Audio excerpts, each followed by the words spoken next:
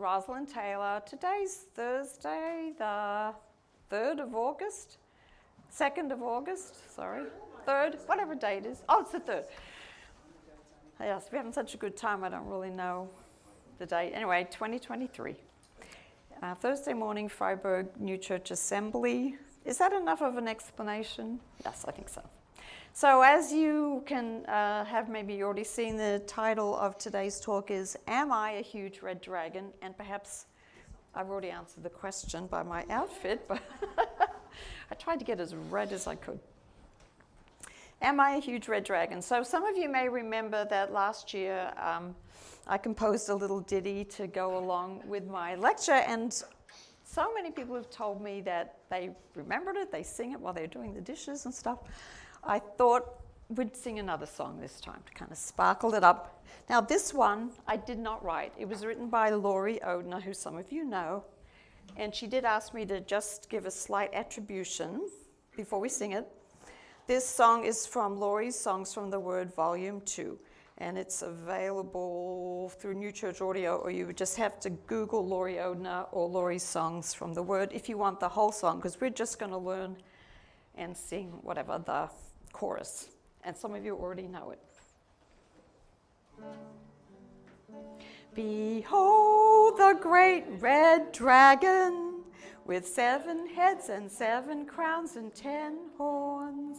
Everybody, behold the great red dragon with 7 heads and 7 crowns and 10 horns. Thank you, Deb. All right. So, as you may have seen on the website and stuff, the theme this week is I'm in the Bible and the Bible is in me. And actually, the directions or whatever the explanation was, we are offered spiritual correspondences to guide our journey in the stories of the Bible. We will explore the many milestones we find when we follow this story within the story, and how we can find guidance in the Bible stories for our lives here and now. So this morning for my lecture, which is not nearly as intellectual and amazing as the lectures that we've had before, thank you, Jim. This is a more relaxed kind of talk, and together I'm hoping that we can explore correspondences and other ways to discern the story within the story. So I guess it's next slide. I'm just going to share with you my understanding of how what we call correspondences might work, and I call this the energy model for correspondences. It would be nice if Ian Thompson was here to maybe share a nuclear physicist correction or understanding or something, but this is how I get it, that there are divine spiritual qualities within the divine one, like every kind of love but to perfection, and every kind of truth to perfection. And then those qualities then are operating at a supremely high divine level of vibration, for want of a better term. And that's at a super high level, and then it kind of slows down as it emanates from the divine, so then it's in the spiritual world. And so there's occurrences, and there's emotions and feelings, and there's visual things, whatever, in the spiritual world that are a result of a slower vibration of what are the divine qualities. And then as those emanate out, the vibration slows down to a very slow speed and manifests in the created universe in which we are now living. Well, we're living in all of them, but the one that we're conscious of sitting in this room. And so it manifests in several ways, in my understanding, in our minds as our thoughts and feelings, in the physical objects around us, and then when we're reading the Bible, it's the images in our mind that are called up by the actual words. I'm not sure that just saying the words without an image is a manifestation. I don't know, but I think the important thing is the images in our minds. But that each of these manifestations of that supremely high divine energy co-respond to each other, to use the definition that Jim gave us of correspondence there, interacting with each other as they manifest this supreme divine energy. Okay, next slide. And me, I have to get my tissue because my nose is running. It's something about is it the mold, or I don't know. My nose runs constantly when I'm here. And I guess that's forever in the recording for all posterity to know. Okay. So, but my observation often in Swedenborgian circles, we operate as if there's a one-to-one correspondence or relationship with these spiritual qualities and with occurrences or events in the world. Like commonly, in common parlance in our group, water corresponds to truth. Bread or food corresponds to goodness. Babies, correspond to innocence. But I don't believe that that's accurate. Kant, for instance, on Monday or something, talked about the inner meaning or inner sense of an individual. So that's yet another way that this manifestation could be. And Alison talked about water, not so much as truth, but the cleansing and healing properties of water. So obviously there's a lot of different ways that these symbols or occurrences, events in our minds and so forth, can manifest the divine energy. I actually heard in passing Jim talking about that that's actually a debate among some theologians. I didn't even know that, but I'll just say always assumed that all of these responses to divine energy are in operation at any one time. So next slide, please. So here's some examples of the ways that I think we can see that perhaps correspondences have, there's more than one. It's not a one-to-one relationship. First of all, often throughout his theological writing, Swedenborg gives a positive correspondence for something as well as the opposite meaning, a negative correspondence. So not actually one-to-one. So in that case, truth or falsity can be represented by water. Nice water to drink would be truth, but a flood of water, would be falsity, for instance. But then these two books, AR is Apocalypse Revealed and AE is Apocalypse Explained. They've got different titles in the New Century Edition. I think Revelation Explained and Revelation Unveiled or something. But anyway, in those books, he takes two different approaches to unpacking the inner meaning of the book of Revelation. In general, Apocalypse Explains looks at the inner meaning in terms of personal spiritual development. Personal spiritual development. But that book, he didn't finish. He got like maybe 2/3 of the way through the book of Revelation and then stopped. And he never published it. And of course we don't know why. Some people believe it's because he got some kind of divine message like, you're on the wrong track, I need you to say something different. Or maybe he lost interest or had a better idea, don't know. But he never actually published that book. The explanation that he did publish, Apocalypse Revealed, gives the meanings throughout the book of Revelation in terms of the sort of historical level of the epochs, the spiritual epochs, the most ancient church, the ancient church, so on like that.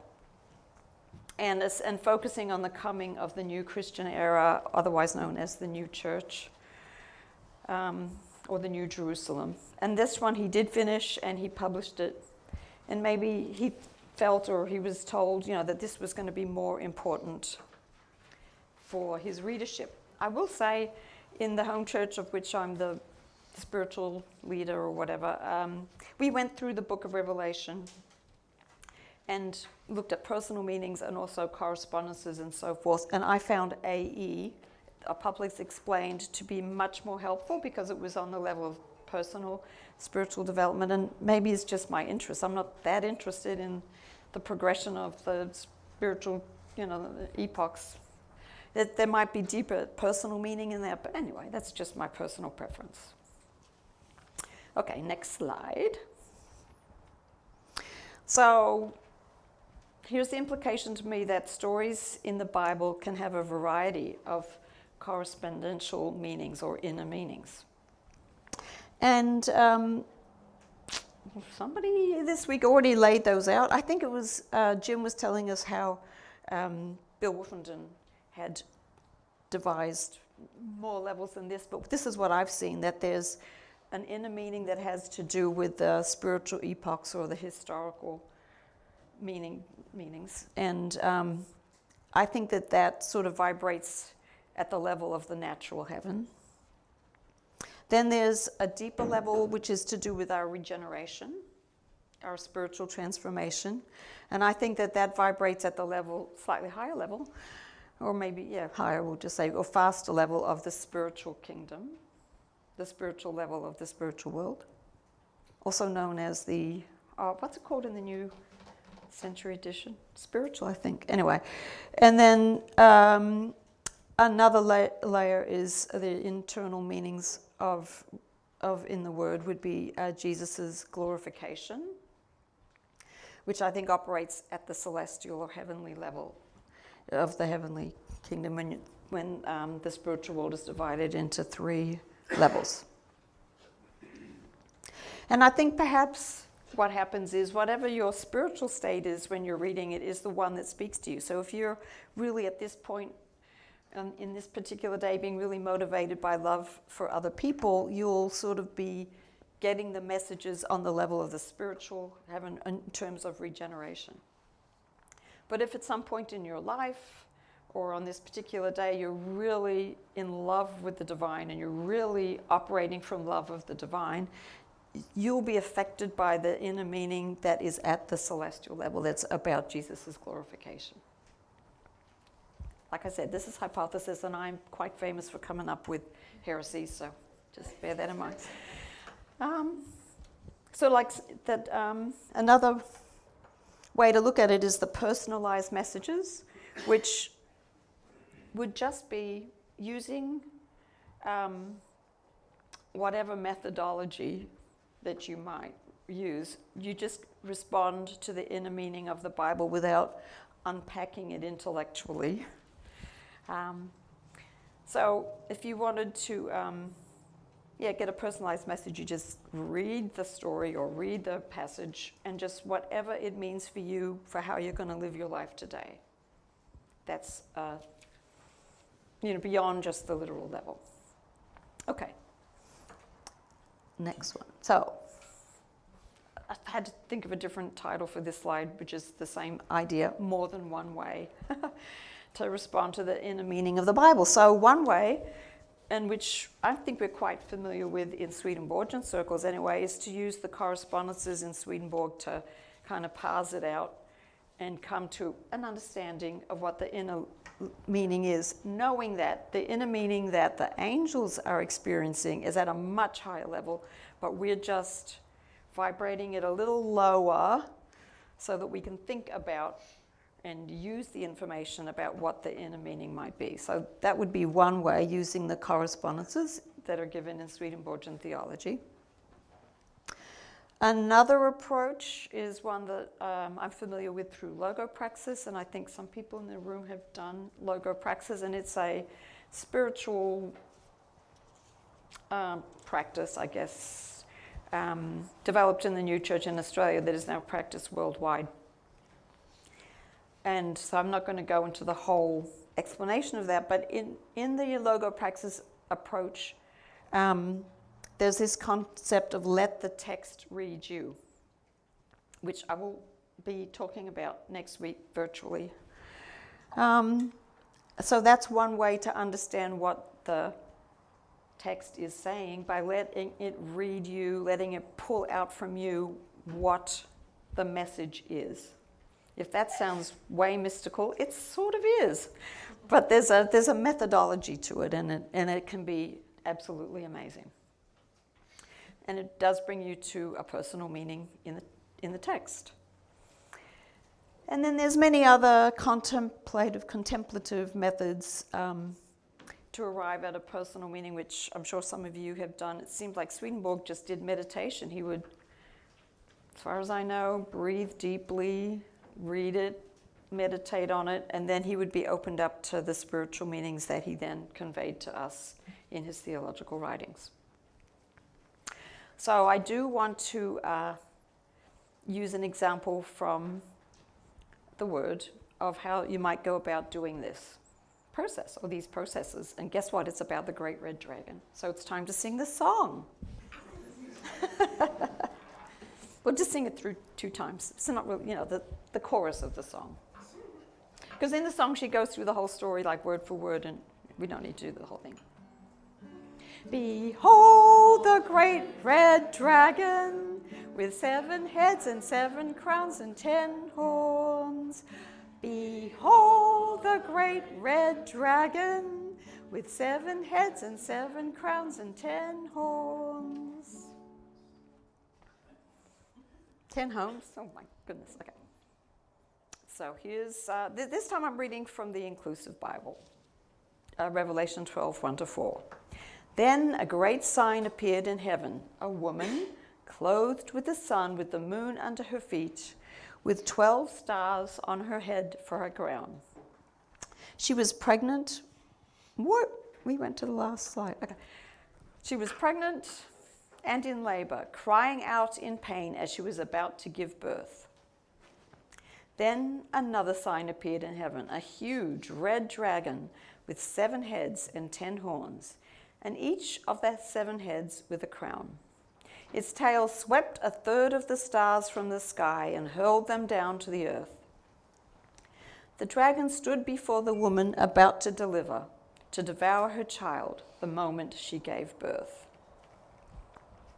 So this somewhat familiar story, actually, as I've been sort of talking to people, I've found out that not everybody knows this story. It's right at the end of the book of Revelation, and the book of Revelation is kind of scary and maybe not as read as other parts of the Bible. But some of us grew up with this story. Anyway, so in Swedenborgian theology, it's expounded, as I mentioned before, in 2 different ways, in Apocalypse Explained and Apocalypse Revealed. 2 different ways to sort of understand what it means for there to be a huge red dragon who wants to devour the newborn baby of the woman clothed with the sun.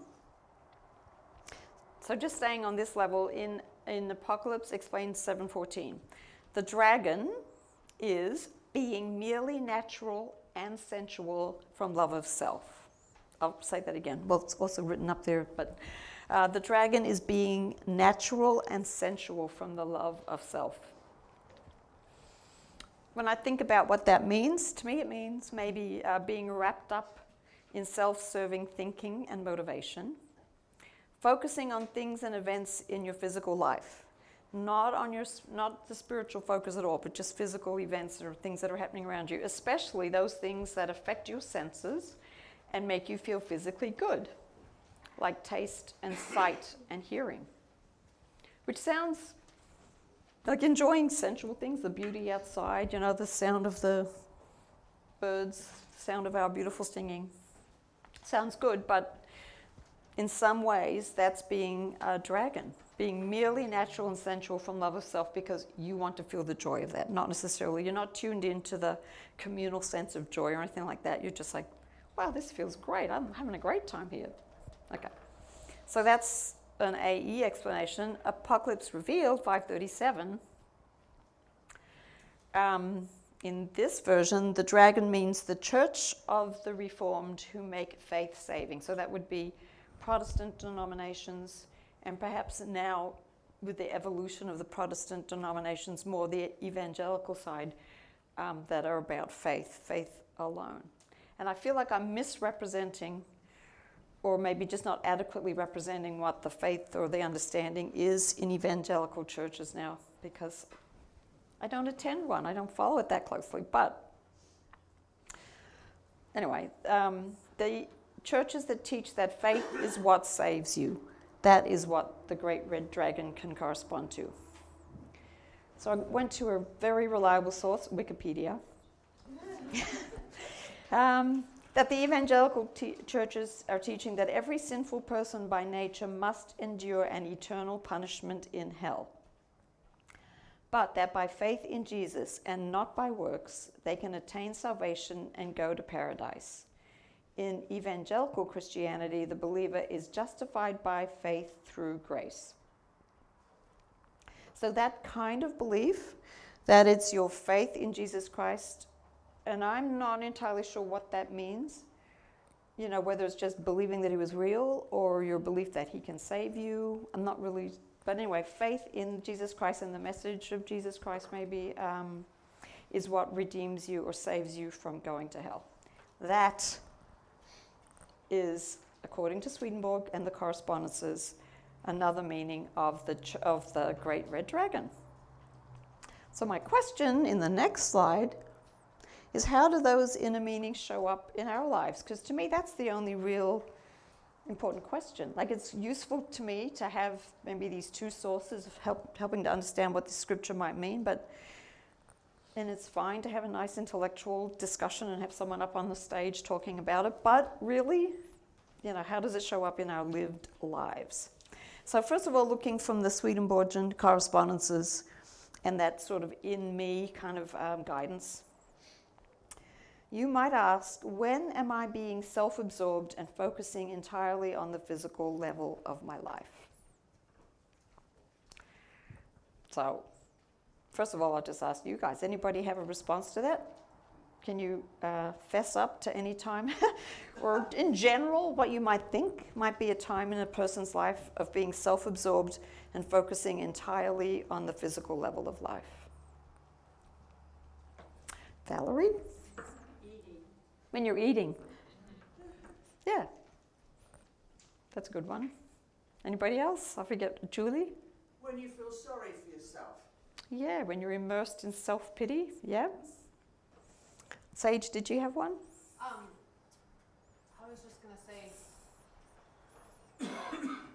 when I'm looking at the physical in terms of how I can control it or what I desire from it, I dislike the idea that being sensual is totally negative, because I think we can be in our senses and be very connected to God in our observation of the natural world. But when I'm observing it based only on what I want from it or how it's going to serve me, that's when it becomes dragony. Yes. So just repeating, because I don't know if anyone's on Zoom, but just repeating because I'm not passing a microphone. Sage was saying that when you're in a state of mind of like observing or enjoying the things, the senses, not because of the way they connect you to God, but because of the way you might want to control it or something like that. Some thoughts I had about that is that in adolescence and early adult life, speaking for myself, there was a lot of self-absorption and entirely focusing on the physical level of life, like, oh my gosh, is this dress too long? Is it too short? How's my hair? Like all of that. Great Red Dragon. When going along mindlessly with the current culture in the USA, Western kind of culture, without any kind of reflection, just it's about getting ahead, it's about getting money, it's about having the right car, it's about all of that. Just without any really reflection, that could be a Great Red Dragon kind of state. Before you're taking your own spiritual growth seriously, and you're just floating along in your life with your relationships and not really thinking about how you might be impacting other people or how you might become a better person. Which I also wrote before being regenerated, which I guess is the same kind of thing, because regeneration's a lifelong process. And then maybe when struggling with physical health, because I know Swedenborg writes that you can't regenerate when you're struggling with your health, whether it's mental health or physical health, but when you're immersed in some kind of problem like that, your attention goes to that, and you possibly are staying in being self-absorbed and focusing entirely on physical level of life. I will say as a chaplain, I've seen other people, many people, transcend that and find great meaning and relationship with the divine through times of illness, but it's also possible to go to the other direction and just be constantly thinking about it hurts, I'm in pain, or whatever it is. Okay, but then the AR version, no, we need to be back on the previous slide. Literally, in Apocalypse Revealed, it's about Protestants, especially Protestants who want to destroy the new church or the new era. Being the great red dragon trying to get rid of the baby, which is the teachings for the new church, correspondentially, at one level. Okay, so more generally, instead of just like pointing fingers at the Protestants, I would say it's the belief that your faith or your understanding of the teachings of your faith community will save you from going to hell or whatever the worst case scenario is in your faith system. But if I cling on to these beliefs and identify very strongly with them, I'll be saved from anything nasty. And that sort of approach is really opposed to the teachings that will characterize the new church or the new era, which is much more about inclusion and loving and a transformation of consciousness, as God would say. And so I guess it would boil down to the concept that you just need to have truth, or especially biblical truth, in order to be aligned with the divine. And that love and kindness are irrelevant. It's just all about your thinking and your understanding. Which, okay, I mean, I've heard that criticism many times of just about all of the branches in the Swedenborgian community, that we very readily go to the understanding of it and not necessarily to the practice of it. So questions that you might ask yourself if you're going to look at how to, the in me kind of process. For this kind of concept of faith alone or truth alone, or the primacy of truth over good, have I had experiences of Protestants or evangelicals attacking Swedenborgian teachings or values? Has anybody experienced that? Yes. Did you want to say anything about it, Katie, or no? Because you were just raising your hand. You weren't necessarily volunteering. Yeah, I went to a college that is in Western Michigan, a very conservative, largely Calvinist area, and so I had plenty of friends telling me that my religion wasn't a real Christian religion, and I'm listening. one time a biblical literalist actually, we've heard about Bible thumping. You've heard of Bible thumping. Well, one of my friends in college actually did say, "It's right here," and thumped the Bible on the table, and I just kind of, you just Bible thumped. So yes, I've experienced that.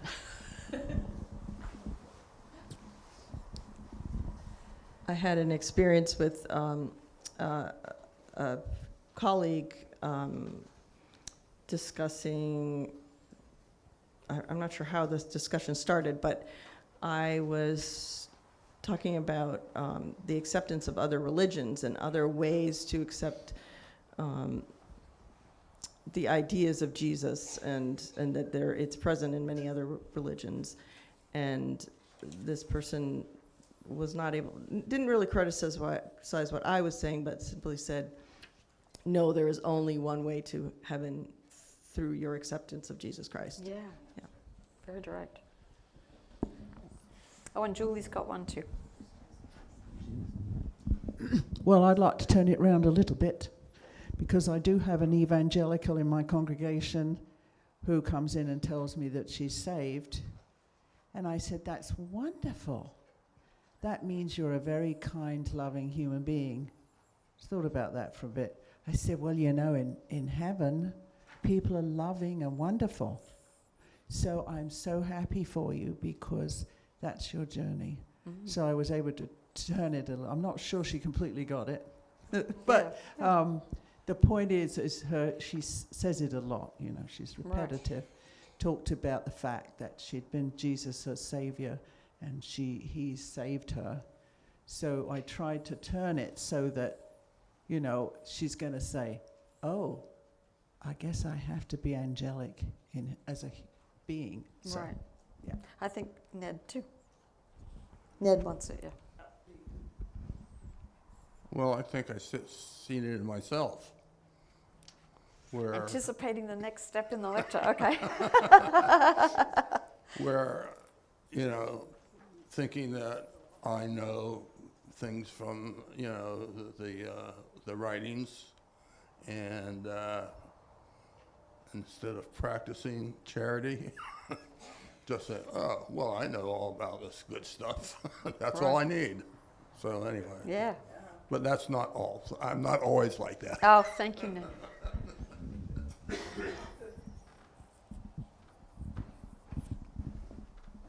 Thank you for sharing that, Ned, because I was having the same thought. I think our church is wonderful, and we have these great teachings, and sometimes we can kind of rest in them, like, we know the truth, so we're done. So we're good. And I also have known a lot of evangelicals who have a personal relationship with Jesus, and that is transforming them. They're not thinking of it and living it from a literal way.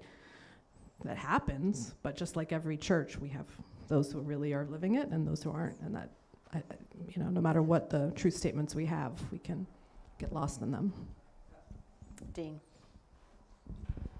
I'm getting that this dragon thing, isn't this like a little overkill? I mean, aren't we supposed to have our loves in order from the Lord on down, and all that is this stuff? Isn't this dragon like the big deal? He's thrown to the earth. This is big. I mean, it's a myth of our Western culture. The devil thrown. That's not what I feel like any of us are doing. I mean, we're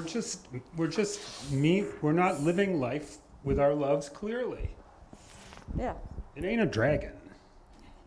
For you. Yeah. Well, and that's just to backtrack a little, because we did get ahead of my outline here. No, but I'm just going to say part of it too, I think, is I know I've had the experience of some Swedenborgians attacking the understanding that other Swedenborgians have, or the place in their lives, or whatever it is. That's a great red dragon. I think I have experienced the horror or the vehemence or the whatever of a dragon in some of those conversations. And then the corollary of that, have I attacked other Swedenborgians for their understanding?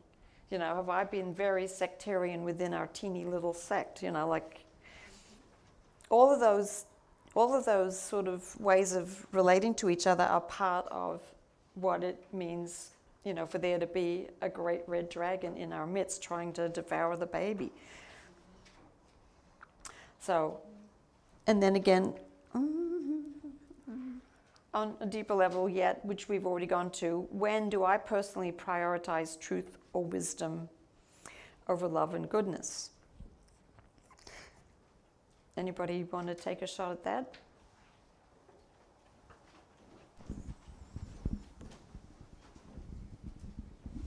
I'm not sure it was following what was said before, but my feeling is that we often think of the red dragon as being something out there, and we're concentrating on learning the truth so that we can understand the truth. But I think it's also really important to acquaint ourselves and really understand what the intricacies of evil are, so we can visualize that as well. And then we have a better understanding what that dragon is, how it interacts with us and within us and outside of us. Yes. Yeah, especially I like what you said about visualizing what that is so that you can understand it. I'm really enjoying this, Roz. It's important to think about what the kids and the adults acted it out. The red dragon has one purpose, and that's to maul and kill the woman great with child. And so I think that's a crucial piece of the meditation on the text, is the woman great with child, something powerful is always trying to be born in us. And there are forces that do not want, there are pieces of our psyche that have other selfish interests and do not want to be displaced. And so I think that's just kind of a cool way to remember that the woman great with child is one of the great feminine symbols of Scripture, and the power of birth and things being born in us. And in terms of contemplative practices, Lectio Divina has become more popular. A lot of people have heard of that. But Augustine evolved Lectio Divina, which is reading through a biblical passage 4 times with a different focus each time, and you meditate on it or you can journal with it. Very popular contemplative practice with Scripture. But I think in terms of like how we can use it for our personal experience, Augustine developed something called Lectio Spiritualis. And it starts off the Lectio process in your journaling, like we could be this very verse in Revelation. I think this is Revelation 12. Yep. Yeah. And as soon as you're arrested by something and you connect with it personally, that you don't stay with the process of Lectio Divina. In Lectio Spiritualis, you follow the live edge of where the text is taking you in your personal engagement, because immediately things in our lives start to come to mind. So I like Lectio Spiritualis actually more than Lectio Divina for the purpose of personal appropriation of meaning from engaging the text. I think somebody back here had a hand up earlier, maybe. Dan, did you have some? I'm pretty sure in Logo Praxis that David Miller and the team adopted Lectio Spiritualis into the process. So I'm going to take you through the AE version and the AR version very quickly. So being self-absorbed, I was going to make the joke that no, it's not a red dragon for me. It's more of like a hydra, much like the plumbing system here at the assembly. You fix one leak and 2 more appear. Oh, yeah. And if you've ever worked on the plumbing system, you know what I'm talking about. And then the AR version is, Evan and I had a great ride down on outing day yesterday, but we frankly just wouldn't give up the truth to either one. He had his truth, I had my truth from a political standpoint, and we just went back and forth, giving up the love and kindness. Although, as cousins, we had a good time. So I'm not... Yeah.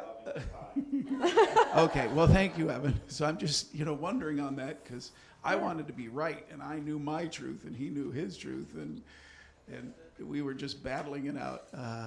But we didn't lose love for each other or kindness for each other. Although Lee, I think at night was a little more like, oh, come on, guys, stop it. I think that's a great example that we're really living at this time, is that the polarization and people staunchly believing the things and not being able to believe that there's any love or kindness in somebody that can think differently on a political kind of level. And then again, developmentally, the same kind of things. I think maybe in early adolescence, we're prioritizing, because we're learning, in a learning mode, prioritizing the facts and the truth and the learning rather than the doing. In our Western culture, that's intellectual pursuits are highly valued.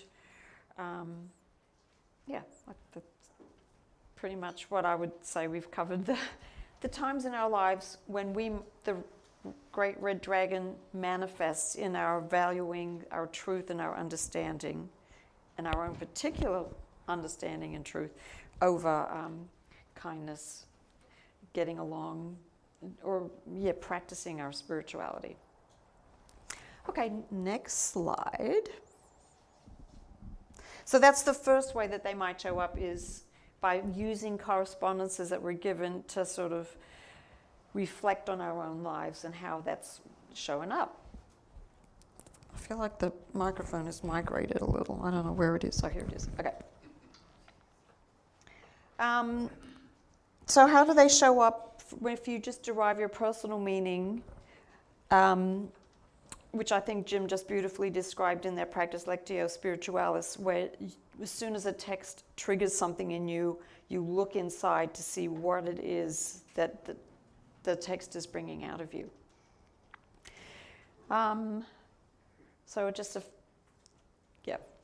So from a personal meaning level, if you just read this story about the great red dragon that's waiting to devour the child, what does it feel like, or what is it like to see this huge red dragon? Like if you were actually there in this vision, and you actually saw this huge red dragon salivating while waiting to eat a baby. So just quick answers on this. What kind of feelings would you have? Terror. Horror. What? Outrage? Yeah. What kind of thoughts would you have? Kill the dragon. Yeah. Kill the dragon? Kill the dragon. What kind of music would you be hearing, right? Convert the dragon. Convert the dragon. Save the dragon. Run away. Look at this compassionate person.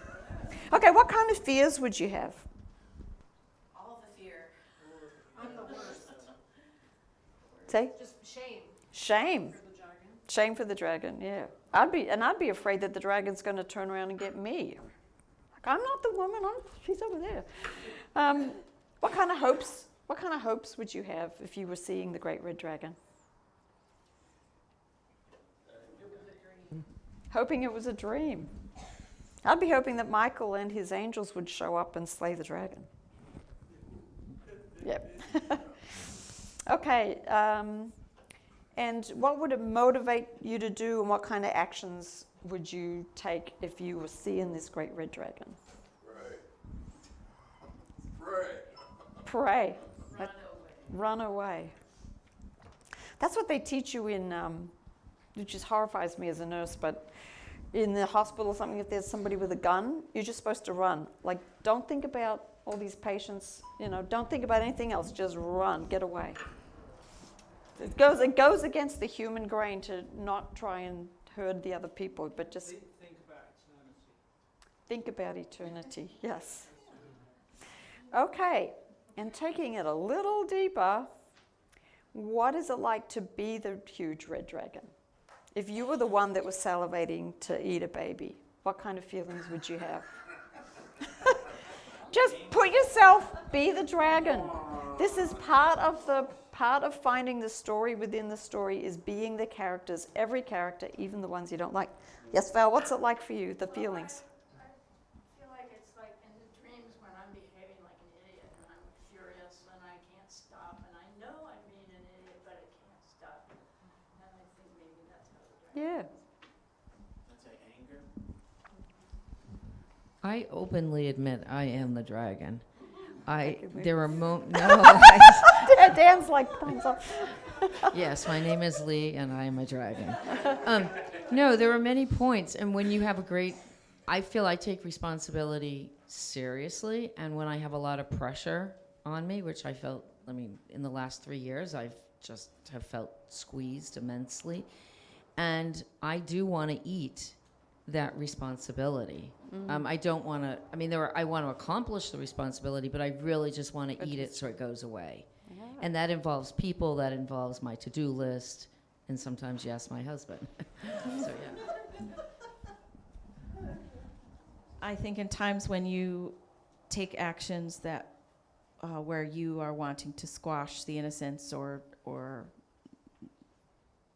doing something that squashes the innocence, that you can feel, it can feel isolating and it can feel ostracizing, but it can also feel powerful.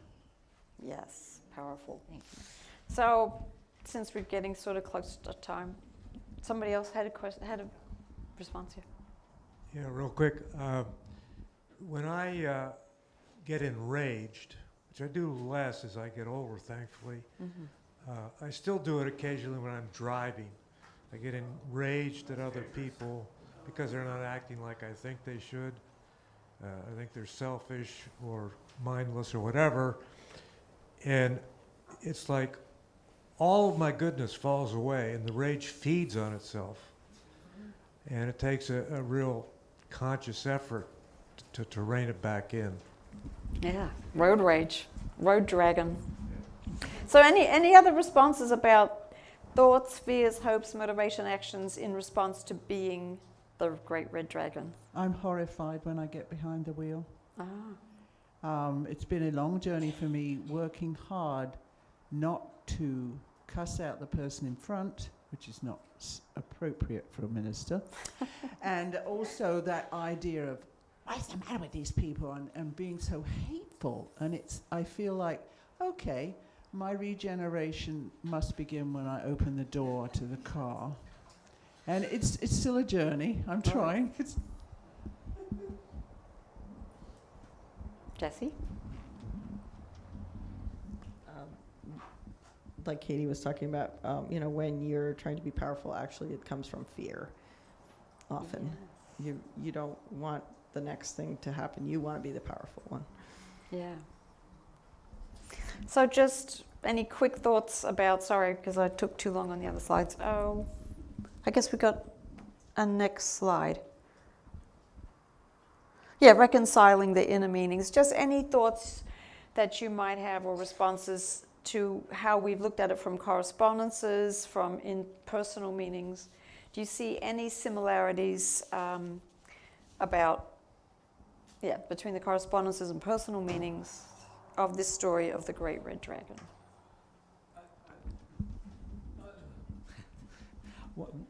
One thing that hasn't been said is, when I think of the Red Dragon, I think of cunning, and it sort of is not really mentioned any of the road rage.